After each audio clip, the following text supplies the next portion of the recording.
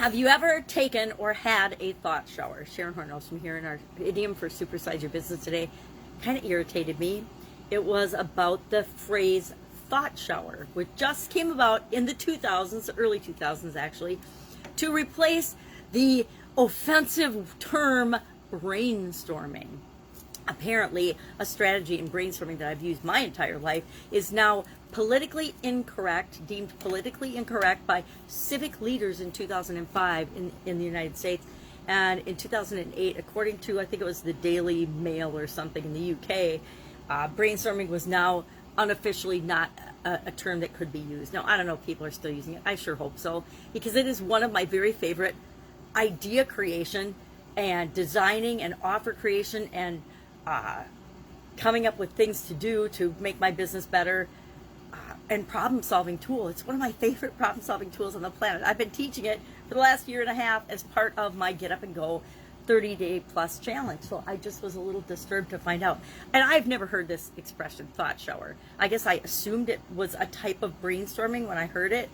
I came upon it on a list of 50 most popular idioms, business-related idioms. And so I was doing that. I've been doing that for the last 40 some days, and as part of my Supersize Your Business group. And this is one of those idioms that actually triggered me. There's another one coming up that I'm probably not going to do called punch a puppy. I'm like, what the heck does punch a puppy even mean? I don't like it. I don't like the thought of it. I don't like the visualization. I don't like the phrase. I'm going to look up what it means because I'm curious, because I've never heard it or used it before.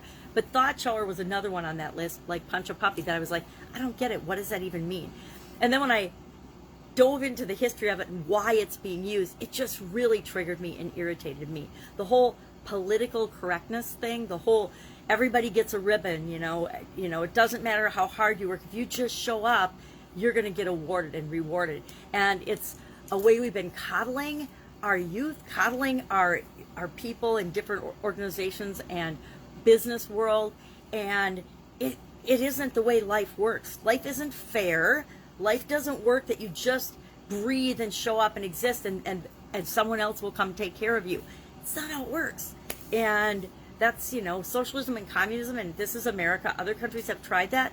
Hasn't been too successful for them. So this one really just irritated me because I love brainstorming so much. I mean, I've taught my kids to brainstorm when they were basically toddlers, to solve problems and look for solutions and come up with different ideas together. So I find it really insulting that civil servants and politicians think they need to tell us how to interpret everything in our lives, and that we're not smart enough or wise enough or enlightened enough to treat our fellow humans the way we want to be treated, to treat them with dignity and respect. And I find that extremely insulting, especially given the current political environment in the country I live in, which is the United States of America. Never in my lifetime have I experienced anything like the weirdness that's going on. And I remind myself daily, it's not really the American people. It's a small group of people that are trying to create havoc, trying to put fear out, trying to ruin our country. And I believe that it won't happen because Americans are only going to tolerate so much, and we're going to say, yeah, no, this isn't going to happen. We're taking back our country. We're taking back our world. We're treating one another the way we want to be treated. Politicians, elected officials, the media are supposed to work for us. And they're not supposed to be manipulating and lying and cheating and renaming things to try to make people feel bad about stuff that they never even did, much less should they feel bad about it. And we could get into a whole discussion of different things in terms of stuff like that, but I think you understand where I'm coming from. If not, please don't listen to me anymore. Please don't hop into this segment. This is where I share my experiences, what I'm doing as I'm transitioning from the brick and mortar corporate world of business to the online world of business, and a little bit back and forth, because I think if 2020 and the pandemic have taught us anything, it's that we as a nation, I'm talking about America, need to re-own our creation processes, meaning manufacturing. I come from a strong manufacturing background. I've always loved manufacturing ever since I was a little girl. And I think that we need to get back to our roots of what our strengths are, and that's engineering, brainstorming, creating things that make the world a better place, and living in a free nation that allows us, the Constitution allows us to do those things. So enough said about thought showering. Obviously, I found it a silly and offensive way of looking at something that's just a general tool for making the world a better place. And why we think we need to rename that is beyond ridiculous and ludicrous. Well, we had a fun challenge today for our annual challenge to do one thing every day that centers us. It was about a target. We create targets where in the center is the bullseye, the thing that we are attracted to or like the most. And today's was about art that centers us or centers me. And it goes, art that centers me, then there's a next ring in is a bit, and then more, and then even more, and then completely.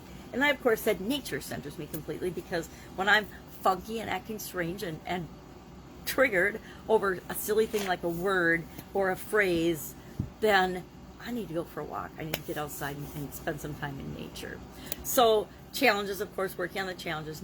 Next Get Up and Go challenge. I think I want to say that it's going to be July, but I'm holding off on committing on that because we have a lot of company and relatives and things coming, and some fun things coming for the 4th of July. So I'm not sure. The first week of July is going to be awesome for jumping in on a new challenge, but just because it's not convenient doesn't mean we won't do it. It's been hard not doing it in May. Usually I guess I did April, skipped May, and then did June, but I know I'm not going to do June because I'm in charge of my granddaughters in the middle of the month, and that is not going to work with doing a Get Up and Go challenge because I will be busy getting up and going, and I won't have the energy to be participating and really serving the people in the challenge the way I want to serve. I want to be 100% there and available, and that doesn't happen when I am taking care of a 4-month-old and a 6-year-old the majority of the time during that 2-week period. So that's what's coming up. Other projects I'm working on, brainstorming. I got some sessions going on, brainstorming sessions today.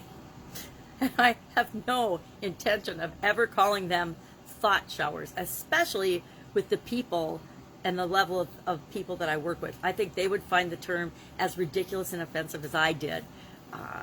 So obviously I need a cup of coffee. Coffee maker needs descaling today. It's been one of those mornings. All right.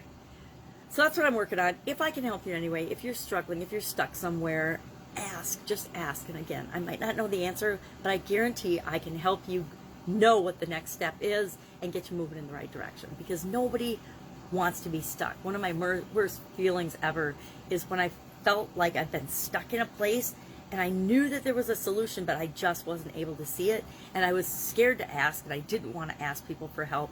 And as soon as I would ask the question, even if I just typed it into a question box, the answer for me would just immediately appear. And that's happened so many times that it's automatic now. Now I'm like, hey, I don't know what to do with this.